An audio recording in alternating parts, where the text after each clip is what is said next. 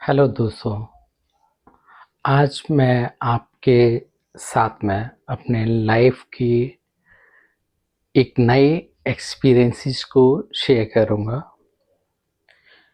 कि जब मैंने अपने लाइफ की स्टार्टिंग करी तो उस स्टार्टिंग में किस तरीके से मैंने अपनी पहली जॉब को प्राप्त किया। हो सकता है जो एक्सपीरियंसेस मेरे हुए, अगर आप उन एक्सपीरियंसेस को समझ पाएँ तो वो एक्सपीरियंसेस आपकी लाइफ में आपको आगे बढ़ने में मदद देंगे। मैंने अपना 12th करा। अपनी एजुकेशन में 12th के बाद बीकॉम और एमकॉम किया। मैं अलीगढ़ ज़िले से बिलोंग करता हूँ और बीकॉम एमकॉम करने के बाद मुझे तलाश थी नौकरी के लिए। पहले स्टार्टिंग में मैंने बीकॉम करने के बाद जैसे ही एमकॉम स्टार्ट की, एमकॉम मैंने प्राइवेट रूप से करना स्टार्ट किया और रेगुलर बेसिस पे एक छोटे से कंप्यूटर इंस्टीट्यूट में मैं पढ़ाने के लिए जाता था। मैंने 1 साल के आसपास उस कंप्यूटर सेंटर में पढ़ाया, जहाँ पे कि मुझे अनुभव हुआ पढ़ाने का। वो मेरा पहला अनुभव था। उसके बाद मैंने अपने जीवन में आगे बढ़ने के लिए एक छोटे से कंप्यूटर सेंटर के साथ स्टार्ट किया।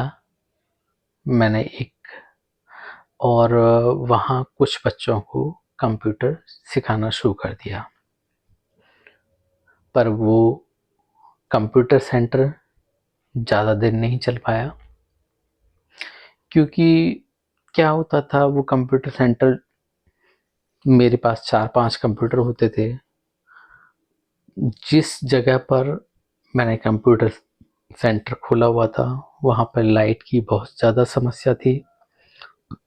लाइट आती जाती रहती थी और जैसे ही बच्चों के एग्ज़ाम्स आते थे वो आना बंद कर देते थे और मेरी अर्निंग बंद हो जाती थी। मैं फैमिली के अंदर अकेला वो व्यक्ति था जिसके ऊपर की सारी फैमिली की जिम्मेदारियां थी और क्योंकि सारी फैमिली की जिम्मेदारी मेरे ऊपर थी और मेरा कंप्यूटर सेंटर 3 से 4 महीने चलता नहीं था, जबकि एग्ज़ाम होते थे। एग्ज़ाम शुरू होने से पहले 1 महीने पहले बच्चे आना बंद हो जाते थे और एग्ज़ाम हो जाते थे, फिर उसके बाद छुट्टियाँ हो जाती थी, फिर उसके बाद वो वापस आते थे। तो इस तरीके से 3-4 महीने का टाइम मेरा ऐसे ही वेस्ट जाता था, क्योंकि मेरे घर का खर्चा नहीं चल पा रहा था। तो फिर मैंने कुछ दूसरा अपने परिवार को चलाने के लिए कुछ दूसरा ऑप्शन सोचा कि मैं जाके, और तो मेरे पास कोई और रास्ता नहीं है, मैं जाके कोई नौकरी ही करता हूँ। मुझे लगा कि क्योंकि मैं कंप्यूटर के बारे में काफ़ी अच्छा जानता हूँ, लोगों को पढ़ाता हूँ, मैं मेरे से बहुत ज़्यादा एजेड लोग हैं उनको मैंने पढ़ाया है, तो मुझे नौकरी बड़ी ही आसानी से मिल जाएगी। मुझे बड़ा ही कॉन्फिडेंट था। मैंने उस विश्वास के साथ में अपनी जॉब के लिए सर्चिंग शुरू किया। सबसे पहले उस समय मैंने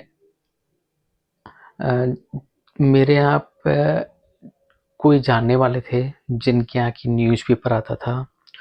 उस न्यूज़पेपर में से जो मोटिवेशनल कुछ लेख्स आते थे, उनकी कटिंग करके मैंने एक पूरी न्यूज़ बुकलेट तैयार करी, और उस बुकलेट को मैं डेली पढ़ता था, ताकि मैं उन लोगों से मोटिवेटेड हो सकूं।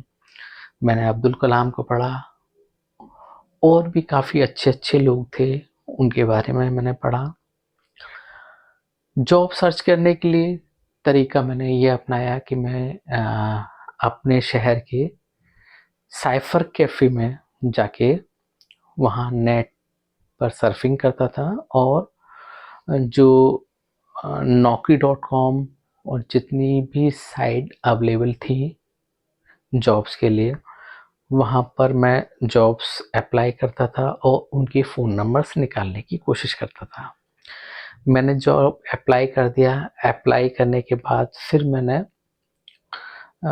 मुझे लगा कि जाके मुझे दिल्ली के अंदर मैं जॉब जो ढूंढ रहा था, वो दिल्ली शहर के अंदर ढूंढ रहा था, क्योंकि मेरा अनुभव ये था कि अलीगढ़ एक छोटा शहर है, और वहाँ पर बहुत ज़्यादा आगे बढ़ने के ऑप्शंस नहीं मिलेंगे। हो सकता है आज मुझे नौकरी मिल जाए छोटी मोटी, पर मैं आगे नहीं बढ़ पाऊँगा। तो इसलिए मैंने विचार किया कि मैं सीधे ही दिल्ली में जाके नौकरी करूं और वहीं से अपना करियर स्टार्ट करूं। इसके लिए मैंने अपने एक एमएसटी तैयार करवाई। एमएसटी बनवाकर मैंने शुरू किया। मैं दिल्ली आता था। दिल्ली आने के बाद यहाँ, क्योंकि उस समय एसटीडी कॉल होती थी, एसटीडी कॉल काफ़ी महंगी होती थी, और मेरे पास उतने पैसे नहीं होते थे कि मैं एसटीडी कॉल कर पाऊँ। तो इसलिए मैं दिल्ली आता था। दिल्ली आकर यहाँ के टेलीफोन बूथ से जाकर उनका